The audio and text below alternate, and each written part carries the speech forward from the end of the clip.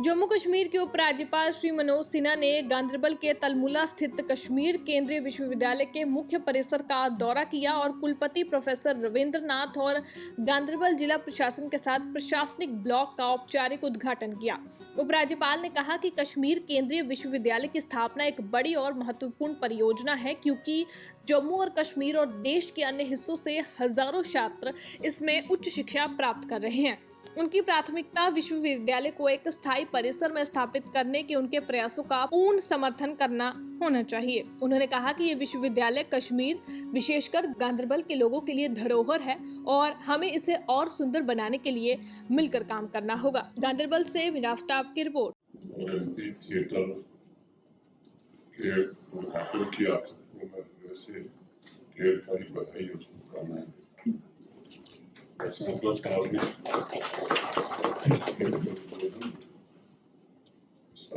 Projects के बारे में और भविष्य में जो इंफ्रास्ट्रक्चर बनने वाला यूनिवर्सिटी का उसके बारे में बताया।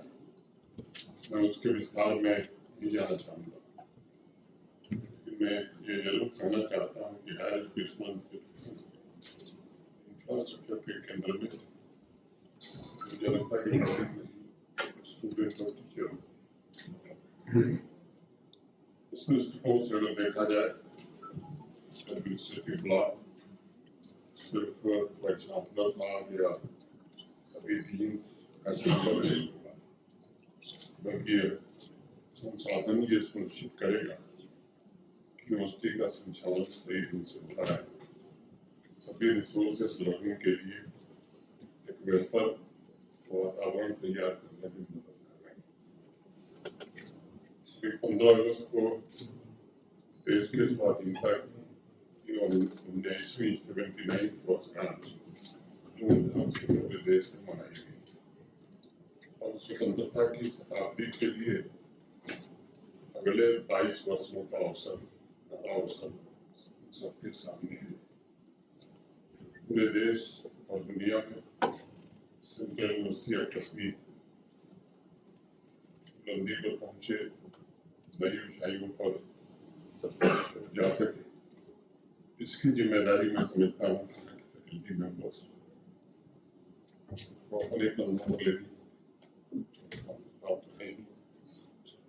और उनसे कम जिम्मेदारी स्टूडेंट्स की नहीं।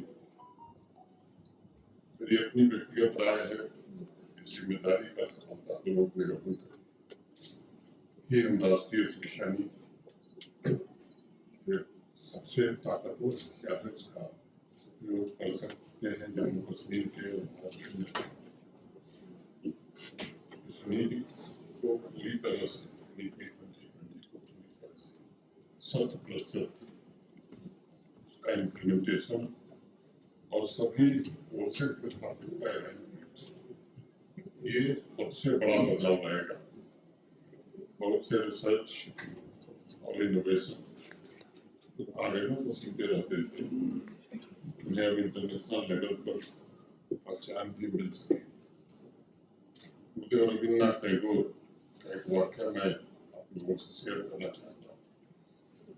अक्सर कहा करते थे कि बचपन में क्लासरूम में पढ़ते थे, बाहर चिड़ियों की आवाज उन्हें बुलाया करती, लेकिन अफसोस की बात यह थी उन्हें ज्योग्राफी पढ़नी पड़ी। इसलिए उन्होंने जब शांति निकेतन पहली मरतबा पहली बार विद्यालय खोला तो एक नए प्रकार की व्यवस्था गुरुकुल की तरह वहाँ पेड़ के नीचे ही पढ़ाई होती। कभी कभी ऐसा होता था कि आधे बच्चे पढ़ रहे हैं और आधे बच्चे पेड़ पर चढ़े हुए। एक बार किसी ने देखा और बताइए भला कि रविन्द्रनाथ टैगोर साहब कौन से क्लास के हैं जहाँ बच्चे पेड़ पर चढ़े हुए हैं और फल तोड़ रहे। गुरुदेव रविन्द्रनाथ टैगोर की बात बताई गई। उन्होंने कहा कि नहीं, असली परेशानी पेड़ पर चढ़े हुए बच्चों से नहीं, मुझे दिक्कत उनसे है, मुझे दिक्कत उनसे है जो पेड़ पर चढ़कर फल तोड़ने की बजाय किताब में ही उलझे। ये तो पेड़ पर होना चाहिए। मैं समझता हूँ कि ऐसा उत्तर गुरुदेव रविन्द्रनाथ टैगोर जी दे सकते थे। आप जानते हैं कि शांति निकेतन की शुरुआत पहले प्राथमिक शिक्षा के लिए हुई थी, लेकिन बाद में गुरुदेव रविन्द्रनाथ टैगोर ने उसे विश्वविद्यालय में परिवर्तित किया। शिक्षा प्रदान करने का सिस्टम वही था ताकि स्टूडेंट प्रगति के साथ सामंजस्य में अपनी क्रिएटिविटी और बेहतर निखार सके। उन्हीं के विषय से प्रेरणा लेकर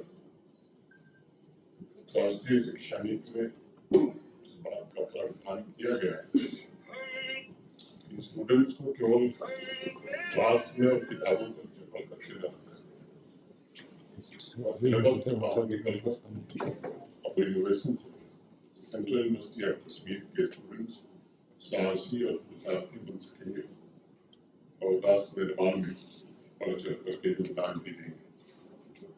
शिक्षा और तकनीक जगत में हो रहे परिवर्तन हाल में रिसर्च उनके मुताबिक 21वीं सदी में जो तरक्की हुई है तो उसके साथ जो परिवर्तन हो रहे हैं वो लगभग 20,000 वर्षों के बदलाव के बराबर है। इस प्रकार हम टेक्नोलॉजी में एडवांसमेंट हमारे आ रहा है, हम तकनीक में प्रगति कर रहे हैं। मैं मानता हूँ आने वाले दिनों में 21वीं सदी की क्षमताओं का और तीव्र गति से विकास होगा। मेरी निजी राय है कि आज से 15-20 साल बाद नॉलेज इकोनॉमी का दबदबा होगा और मैं समझता हूँ कि हमारी सबसे बड़ी संपदा जो है वो ह्यूमन कैपिटल है। टैलेंट, स्किल, क्रिएटिविटी का मिला जुला स्वरूप। इसलिए इस बात पर बल देने की आवश्यकता है कि हमारा जो ग्रोथ मॉडल है वो बेहतर ह्यूमन कैपिटल तैयार करने वाला होना चाहिए। और मेरा निवेदन होगा इंटरडिसिप्लिनरी कोर्सेज पर विशेष ध्यान हमें देने की जरूरत है, क्योंकि इससे रचनात्मकता, क्रिएटिविटी, इनोवेशन, चिंतन, कौशल के साथ साथ विद्यार्थियों में सामाजिक और नैतिक दायित्वों का बोध भी बढ़ता है। केवल यूनिवर्सिटी में ही संभव है।